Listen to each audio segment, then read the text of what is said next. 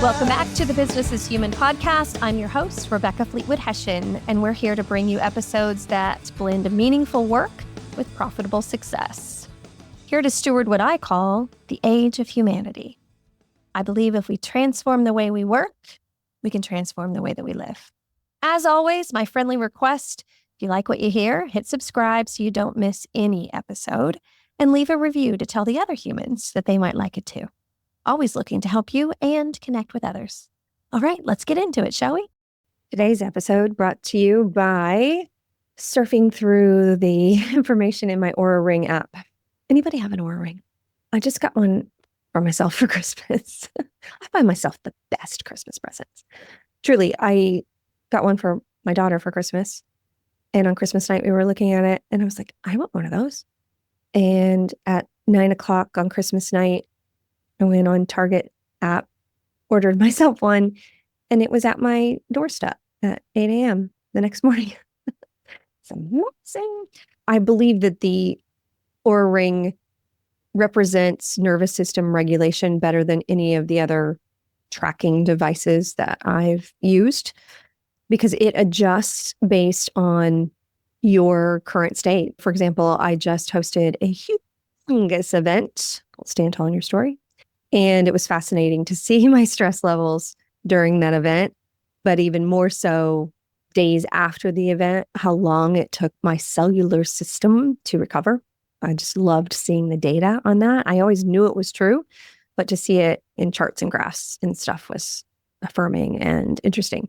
And during one of those days, I was surfing around in some of the information that was there about mindfulness and all the things. And I stumbled upon this article about doors, walking through doors, literal doorways, and what happens in your brain. And that, ladies and gentlemen, is what triggered this entire episode. So we're going to talk about doors, literal doors, spiritual doors, those moments when we're not sure if we should move forward or not. We're feeling some nudges. Maybe God is trying to tell us something, but we hesitate. And then I'm going to give you a little bit of the science behind, those moments when you walk into a room and you completely forget why you went in there. Turns out there is actual science behind it. And it has everything to do with how we transition from one place to another, whether it's from the living room to the kitchen or whether it's from one job to another. The science is clear on both. But that's what was so fascinating to me is once I get in on a topic and then I start doing a little bit of Googling and chat GPTing and measuring it against my own experiences, I just got really fascinated with this because I have a lot of people in my client life, my personal life that are in this situation right now trying to figure out, are they being called to do something different or make a change? My son just called me 20 minutes ago, right before I was going to hit record, and they've asked him to move to a different store. He works for Guitar Center, and they've asked him to move to a different store, and he wanted me to pray with him and talk to him about the pros and cons and what's going on. I mean, that's part of life that we need to consider change. And what I see far too often is what if staying in a place too long is actually a problem? And this flies in the face of what many of us were raised thinking, tenure and longevity and all of these things about safety and security. Back in the day, our grandparents or maybe our parents, they used to talk about pensions and being rewarded for staying somewhere for long periods of time. And that's not always the case for what we're meant to be doing to have the full experience of our lives and the growth that is available to us. And so there are times that people stay too long because, and I put this in a social post recently just to kind of test out this topic. And what I said was the main reason that people don't make the shifts that they probably should is that good doesn't suck. And we have this, I got good paying benefits. oh, Lord, have mercy. It's the trap of all traps. And we believe that change isn't worth it because our brain is always trying to keep us safe. It's always trying to find homeostasis. It believes that same equals safe. And so today we're going to dive into why walking through doors literally resets your brain. We're going to look at the science.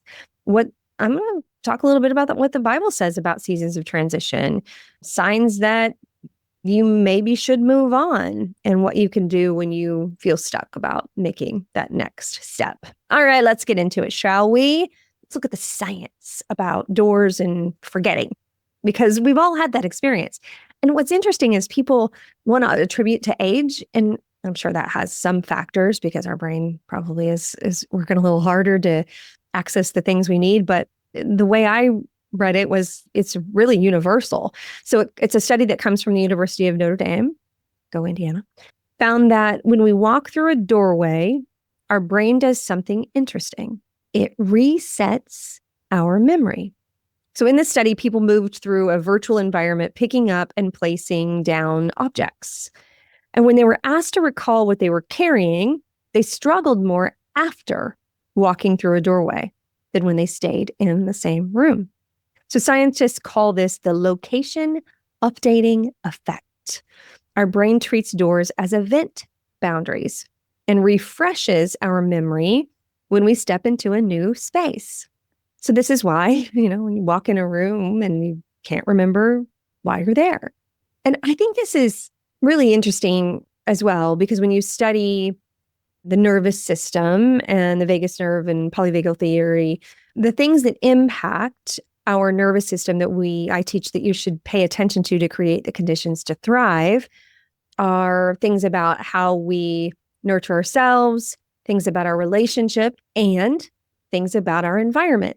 And I will often recommend to people that they think about what environment they need to be in for what tasks, and to create environments that you can go to when you need calm. Have a place in your home that represents calmness. So when you go in there, you're like, oh, this is where I chill.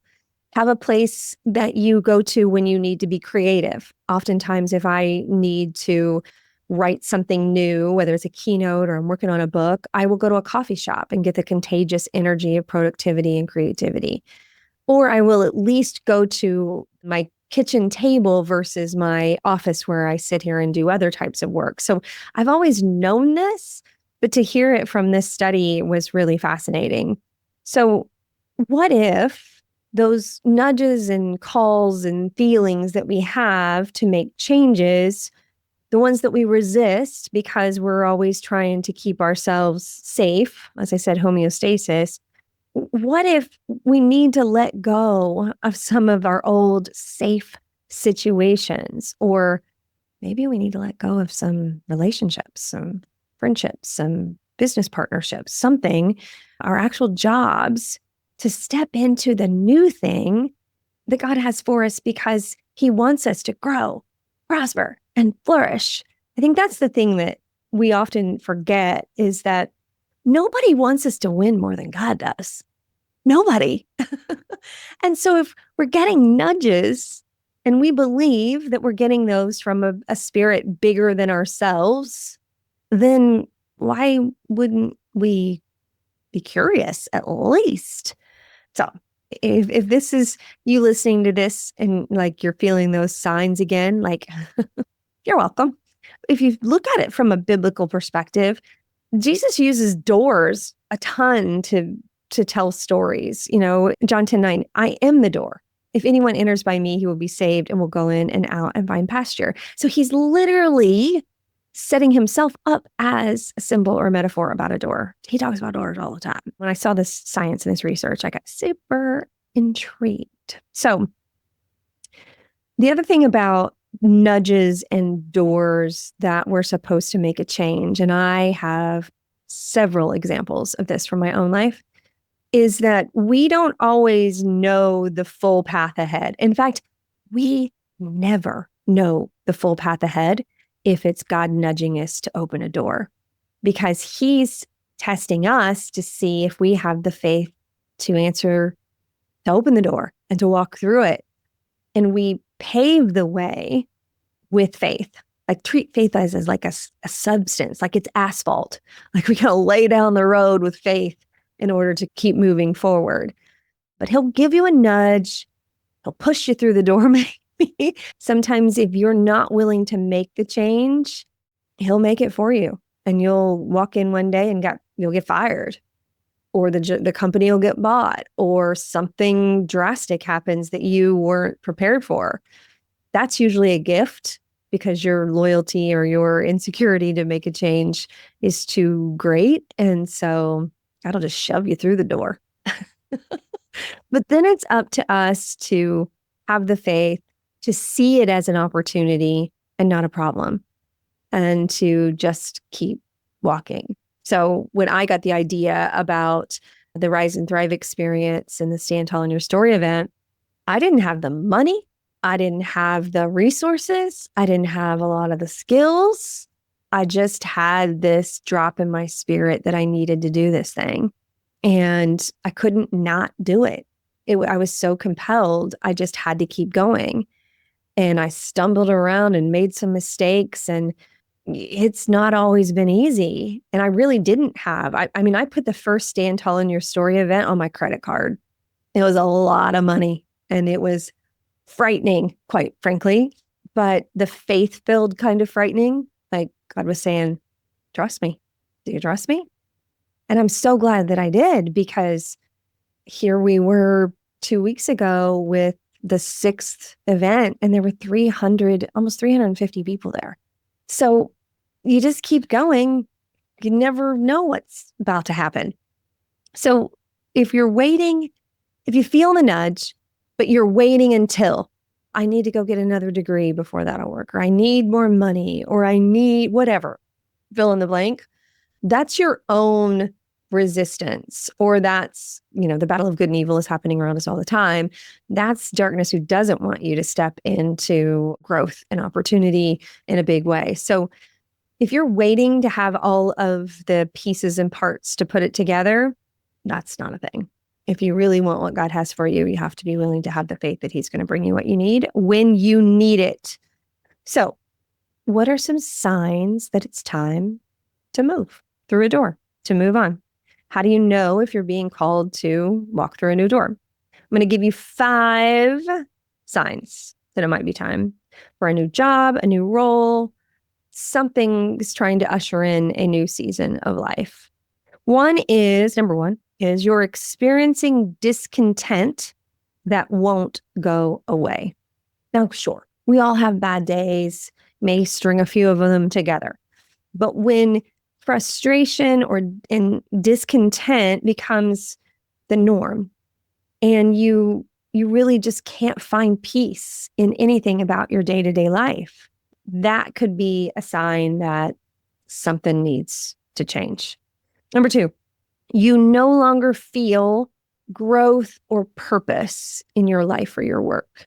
Because if you're not growing, that's not where you were meant to stay. And we can use nature as a metaphor for this.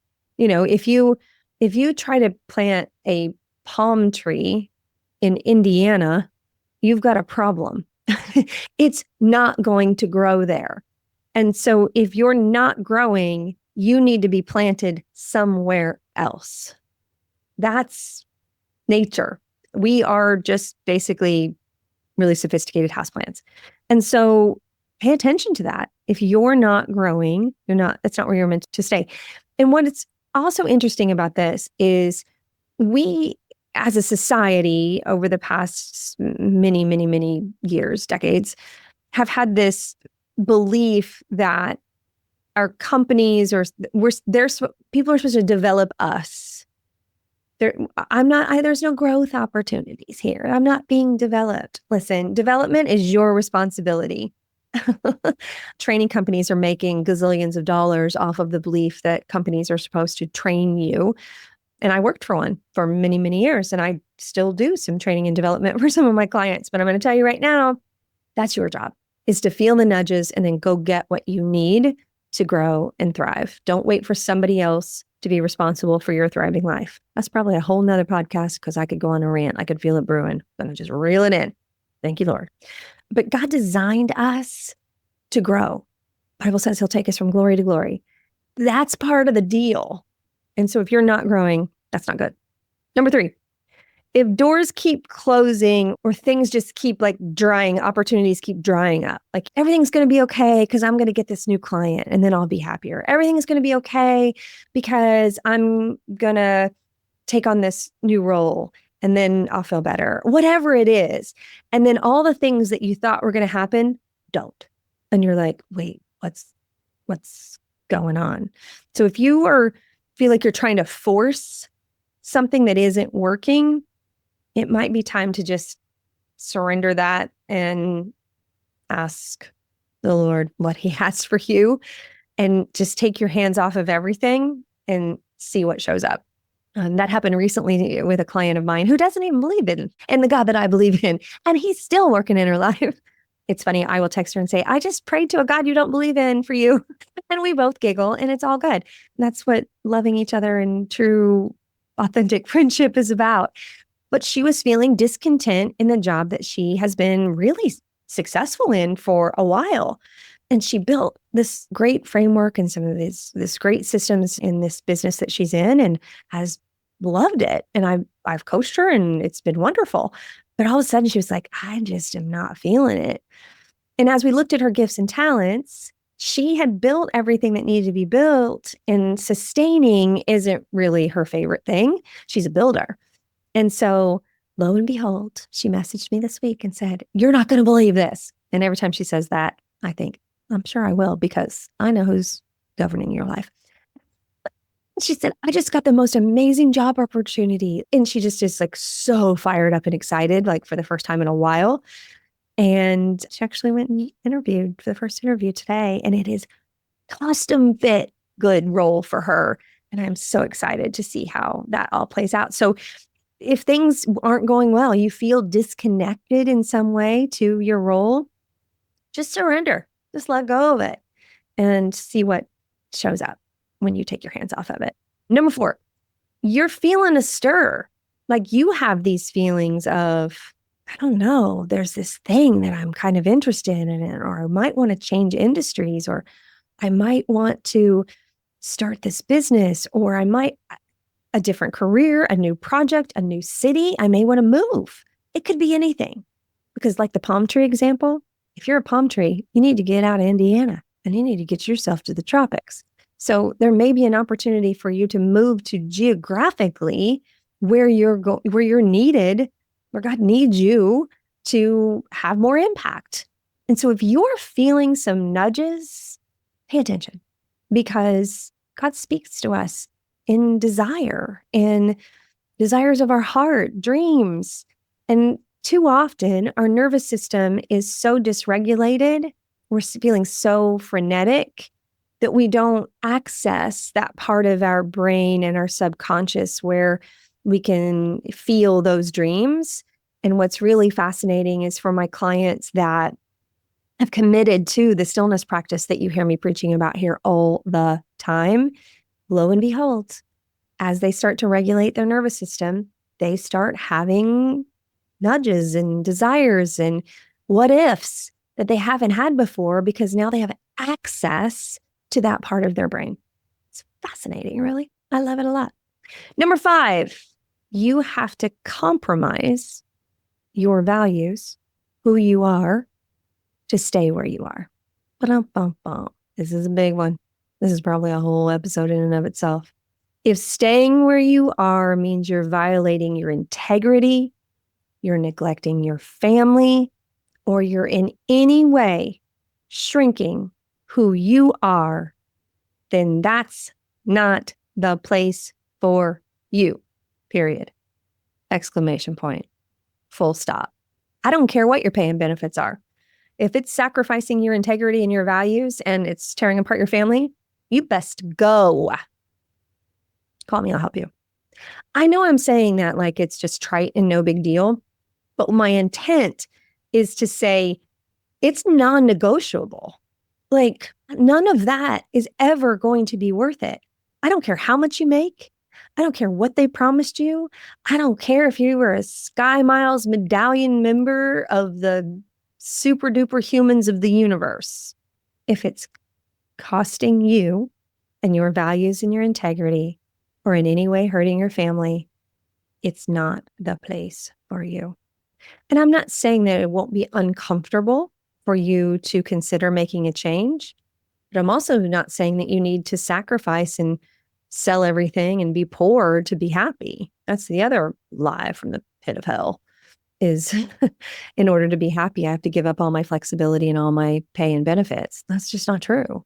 I have too many examples of clients that are thriving in wonderful jobs, making more money and having more opportunities and bells and whistles because they finally woke up to the truth. If you've experienced any of those 5 things, it's probably a nudge to open the door and at least take a step through it. Okay, so what do you do when you know it's time? So let's say that's one of those 5 things or all those 5 things are happening and you're like, okay, so now what do I do? I'm glad you asked. Number 1 for me, always and forever, is to pray for clarity. And maybe you're just kind of stumbling on this and you're like, she talks about God a lot. Yep, sure do.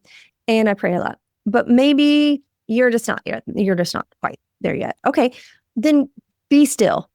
Just be still and ask yourself some of these questions, because stillness regulates your nervous system, as I said earlier, enough to get to that place in your brain that will help you with clarity. But if you're running around like a chicken with your head cut off and not giving yourself any stillness, you're going to have a really hard time getting clarity. So it's like a snow globe. Snow globe gets all shook up and everything's spinning around. Glittery, fun stuff, challenging stuff. Everything's just spinning all the time. You have to sit the snow globe down so that what's inside can see out and what's outside can see in. We are the same. And so when you give yourself a practice, a daily practice, ideally you do a few times a day, of being still, you can start to hear your own inner Thrive Guide and know what's best for you. And as you're doing that, journal your thoughts and feelings. Make note of it so you can look at the patterns. This oftentimes just takes a few days. This is not like months and months and months or weeks and weeks and weeks. The more you are still, the more you pray and ask, the Lord will give you clarity. Sometimes like boom, like that. If you're not a journaler, one, I'd like for you to be. Because the way that you can start to look at your own patterns and observe your own life is largely through journaling. It's just hugely helpful. So if you're like, I'm not a journaler, maybe you should be. What you can also do is create a separate email account for journaling. So in the middle of the day, if you have a thought, you just email rebeccasjournal@gmail.com. That's not an actual email address. Well, it may be, but it's not mine. Just create one and then send yourself an email in the midst of all your other work that you're doing. So you're at least capturing your thoughts.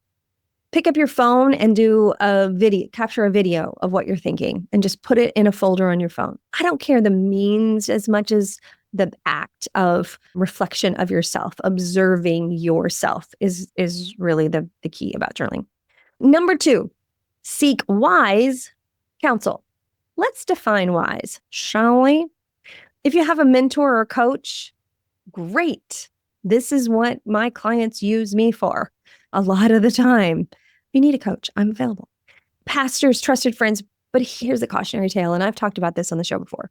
The people who love you the most, like your parents, your siblings, maybe even your best friend, spouse, depending on the type of relationship that you have, they really like for you to be safe.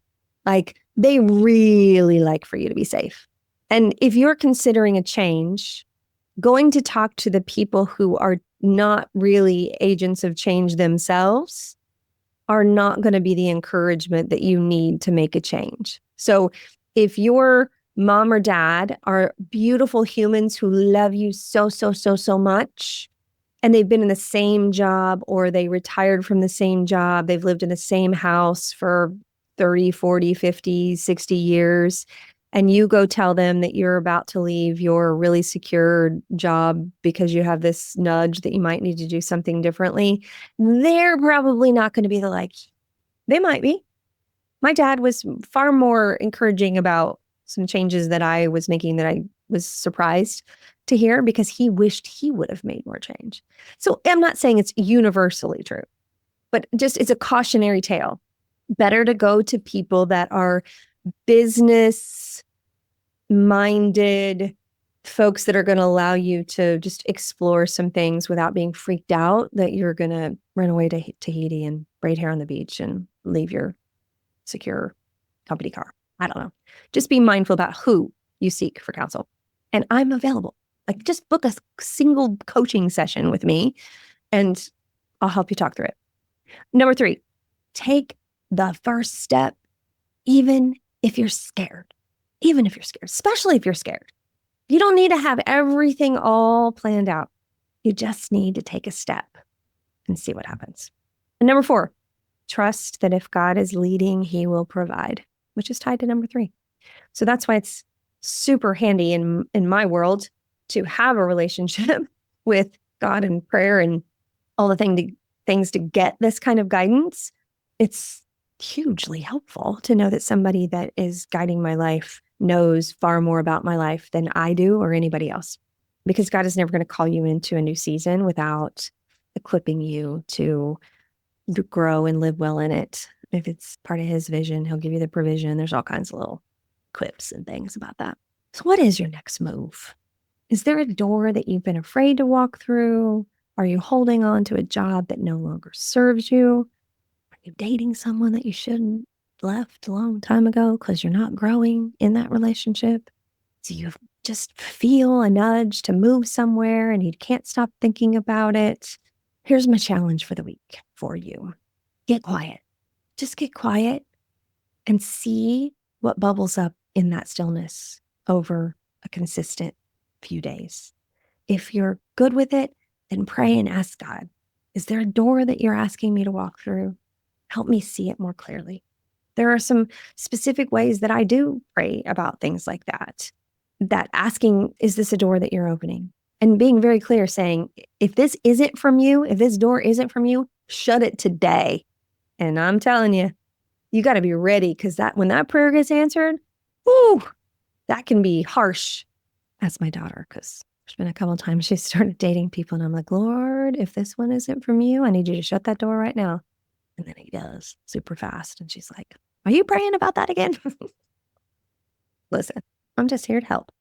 Ask yourself in prayer if this new opportunity is supposed to give you peace.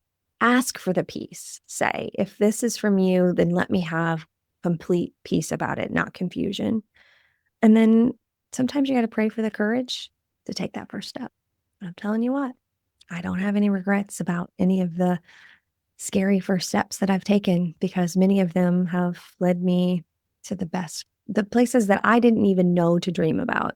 It led me to do this podcast, to do the Stand Tall event, to do the masterclass that I've got that starts in a couple weeks. Actually, I forgot to tell you about that. I'm going to tell you about that earlier. So if all of this is stirring something up in you, I designed because God dropped this in my spirit. I feel like he gave me this assignment. I have an 8-week masterclass to walk you through the neuroscience behind surrendering to the best life possible, even when you don't feel like you know exactly what it's supposed to be. I'm going to help you with that. So go to RebeccaFleetwoodHession.com/business is human masterclass or message me and I'll send you the link. I love the timing of it because spring, new beginnings, Easter, resurrection. And then in 8 weeks, we're going to end just before 4th of July. So you're going to have a new beginning and then all kinds of freedom that you didn't even know was possible. See how that works? I love that. I hope this was helpful. I'd love your feedback. Let me know how it's going. And honest to goodness, if I can help you with this, if you've got something that's just driving you crazy or not sure, just book a single session with me. Let me ask you some questions and help talk through it and be wise counsel for you. I would love nothing more than to be that for you. So you know how to get a hold of me. All the socials, Rebecca@wethrive.live is my email. Let's talk about it. All right, that's all for today. Love you, mean it. Bye. I'm not coming down. I never left it on the ground. I'm not coming down. Thanks for being here. You can follow us on Instagram, Business is Human, or TikTok, Rebecca Fleetwood Hession. It's a great way to share some of the clips with your colleagues and friends. All right. Make it a great day. Love you, mean it.